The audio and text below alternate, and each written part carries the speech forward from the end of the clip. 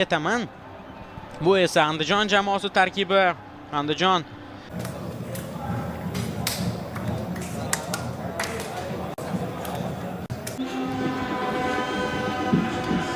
Assalomu alaykum.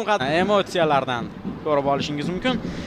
Muxlislik shu darajaga chiqib, Flamarion chaproqqa uzatma. Xavfli vaziyat. Zarba yo'llandi. Darvozabondan seyv davom etadi hujum. Sobir Xo'jayev, yaxshi uzatma, xavfli vaziyat, jarima maydonchasi ichida variantlar bor. Jo'raqo'ziyev uzatma, zarba va golmi? Yo'q, qaytarmoqda himoyachi Abdumajidov.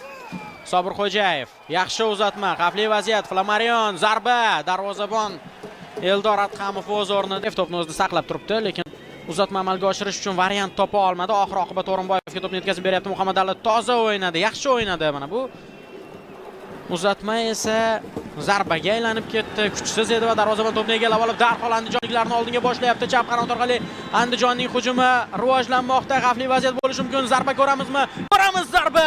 Darvozabon qaytardi. Davom etadi hujum. Yana bir seyv, yana bir zarba va gol.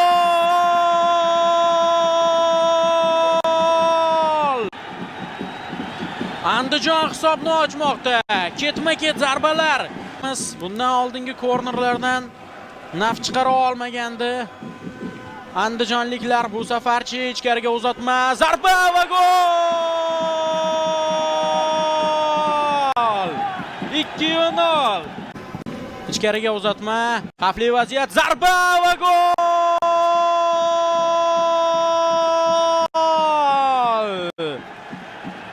Andijon hisobni 3-1 ko'rinishiga keltirmoqda.